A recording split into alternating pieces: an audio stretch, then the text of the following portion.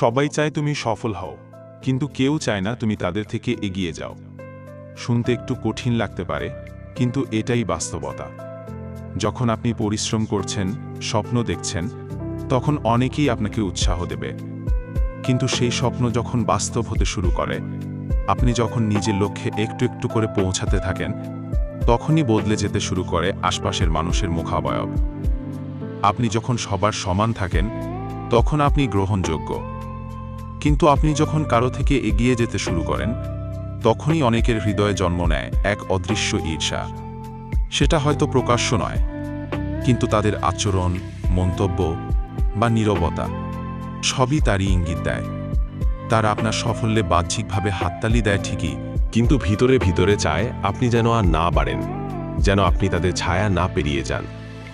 এই বাস্তবতা মেনে নেওয়া সহজ নয়, বিশেষ করে যখন সেই মানুষগুলো হয় কাছের আত্মীয়, বন্ধু বা সহকর্মী। কিন্তু এটি জীবনের অংশ। সবার মন এক নয়, উদ্দেশ্যও নয়।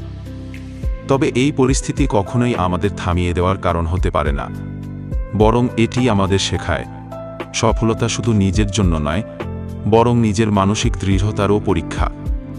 আপনি যদি মানুষের চাহিদা মেপে নিজেকে ছোট করে ফেলেন, তাহলে আপনি নিজেই নিজের সর্বোচ্চকে অস্বীকার করছেন। আপনাকে বুঝতে হবে, সবার সঙ্গে ভালো সম্পর্ক রাখা গুরুত্বপূর্ণ, কিন্তু সবার পছন্দমতো জীবন চলা নয়। আপনার সাফল্য কারো হিংসা জন্ম দিতে পারে, কিন্তু তা কখনোই আপনার দোষ নয়। দোষ তখনই যখন আপনি ভয়ে নিজের স্বপ্ন ছেড়ে দেন। আমরা সবাই জীবনে কিছু না কিছু অর্জন করতে চাই। সেই পথে বাধা আসবেই, হতাশা, সমালোচনা, এমনকি আপনজনের অবিশ্বাস। কিন্তু যদি মন থেকে বিশ্বাস রাখেন যে আপনি সৎভাবে এগোচ্ছেন, তাহলে কোনো হিংসা বা নেতিবাচকতা আপনাকে দমিয়ে রাখতে পারবে না। শেষে একটা কথাই বলবো, আপনি এগিয়ে যাচ্ছেন বলেই মানুষ আপনাকে দেখে, আলোচনা করে এবং কিছু কিছু মানুষ ঈর্ষা করে। সেটি প্রমাণ যে আপনি সঠিক পথে আছেন।